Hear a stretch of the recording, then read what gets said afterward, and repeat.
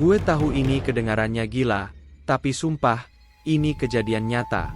Kejadiannya sekitar setahun yang lalu, waktu gue lagi bener-bener kepepet. Kerjaan seret, duit habis, dan utang makin numpuk. Gue udah coba macem-macem, tapi kayaknya nasib emang lagi nyekek. Sampai akhirnya, gue diajak temen gue, Robi, buat nyoba peruntungan lewat cara yang gak biasa. Minta nomor togel kepetilasan. Serius, BI? Lu ngajak gue ke tempat angker buat minta nomor toto?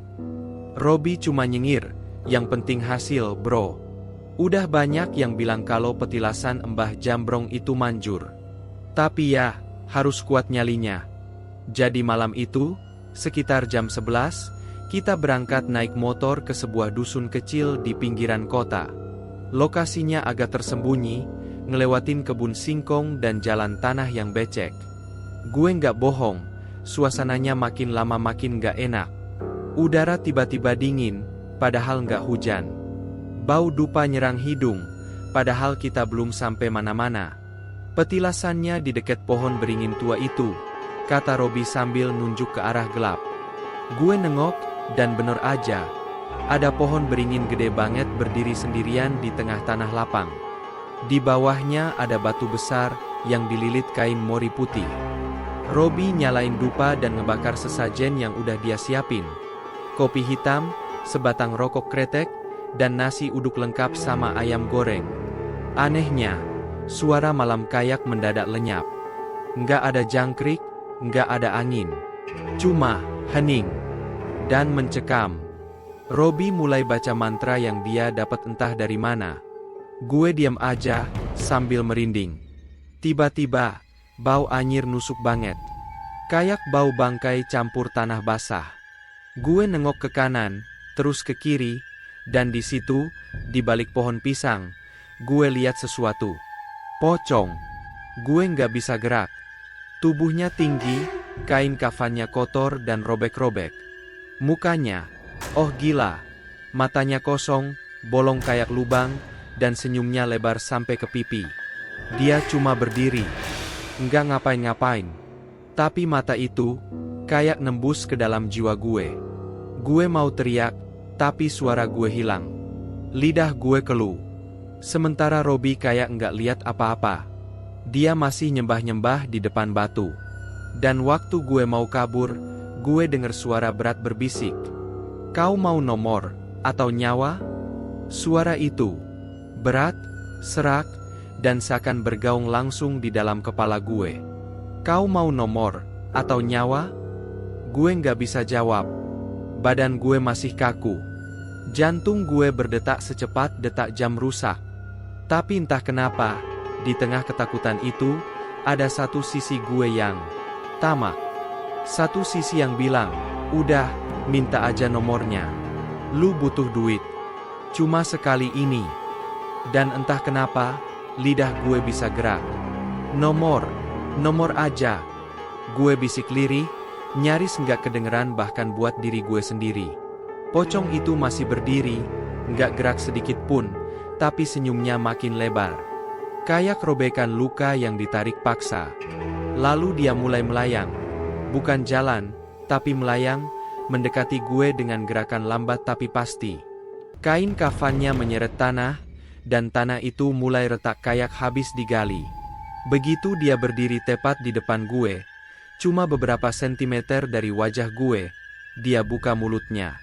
Busuk, hitam, dan dari dalamnya, keluar suara. 4197. 4 angka. Lalu dia hilang. Begitu aja. Seperti kabut yang lenyap saat matahari muncul. Begitu dia lenyap, gue langsung jatuh terduduk. Napas gue ngap-ngapan, dada gue sakit. Robi nyamperin gue dan nyangga badan gue sambil panik. Woi, lu kenapa? Lu lihat apaan? Gue cuma bisa bilang pelan, gue dapet nomornya. Besoknya, dengan tangan masih gemeteran, gue pasang nomor itu. 4197. Nggak ada harapan besar, cuma penasaran. Dan, lu tahu apa? Tempat gue menang. Jackpot. Gue langsung dapet ratusan juta. Asli nggak nyangka. Robby sampai sujud syukur di depan rumah. Tapi, dari sinilah semuanya mulai aneh. Malam pertama setelah menang, gue mimpi. Mimpi itu serem banget. Gue tidur di kamar, tapi dalam mimpi, gue bangun di petilasan itu lagi. Pocong yang sama berdiri di depan gue. Tapi kali ini dia ngomong satu kalimat pendek. Bayarannya belum lunas. Gue kebangun dalam kondisi keringetan. Jantung rasanya mau copot. Dan yang bikin makin gila, di dada gue, ada bekas tanah basah. Kayak abis dikubur. Sejak malam mimpi itu, hidup gue berubah. Awalnya, gue pikir semua akan baik-baik aja. Duit udah di tangan, utang lunas, bahkan gue bisa traktir keluarga dan teman-teman makan besar. Tapi, rasa was-was itu nggak pernah pergi. Kayak ada yang ngikutin gue. Kemanapun gue pergi, gue ngerasa diawasin. Dan mulai dari situ, kejadian-kejadian ganjil pun muncul. Pertama kali itu, waktu gue lagi tidur siang di rumah. Gue kebangun karena dengar suara ketukan di jendela kamar. Tok, tok, tok. Gue buka tirai pelan-pelan. Nggak ada siapa-siapa. Tapi, di kaca jendela ada bekas cap tangan, kotor, berlumpur, dan panjang banget jari-jarinya. Kayak tangan mayat yang udah bengkak. Malamnya, mimpi itu datang lagi. Kali ini si pocong nggak ngomong. Dia cuma berdiri di pojokan kamar gue. Pandangannya kosong, tapi penuh tekanan. Gue kebangun sambil jerit-jerit, dan gue sumpah, bau anyir itu nyata.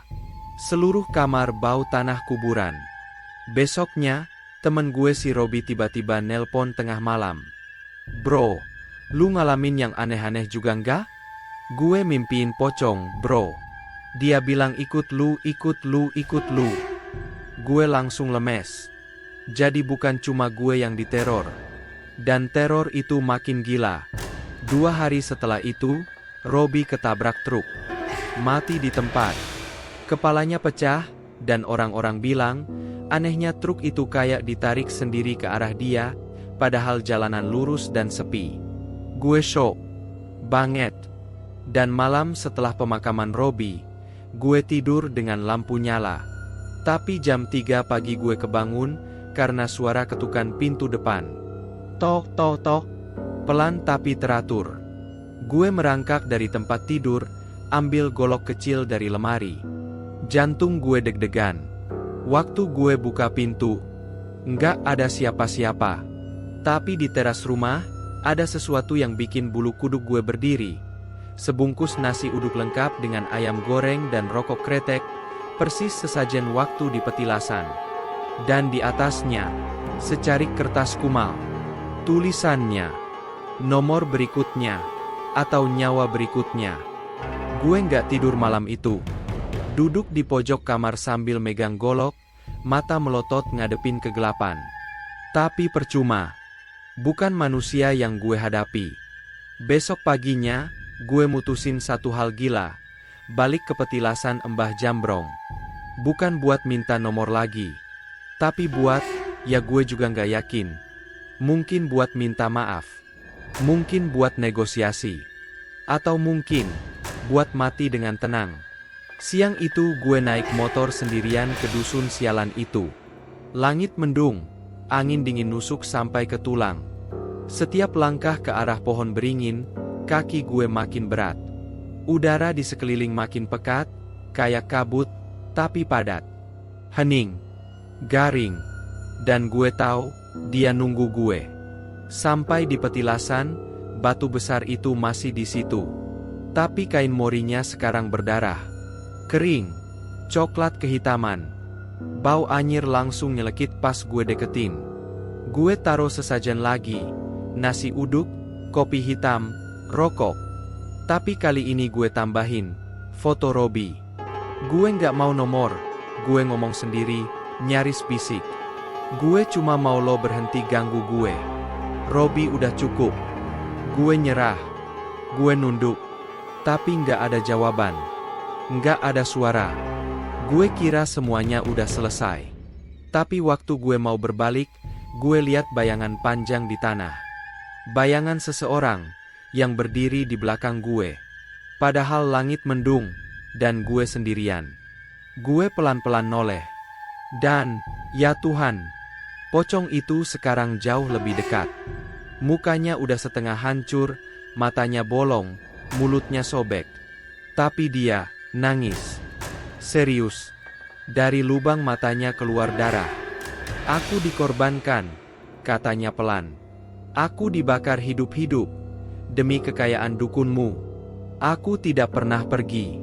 Aku ingin semua kembali, atau semua mati. Gue ngelangkah mundur, jatuh, dan pas itu gue sadar, gue bukan yang pertama.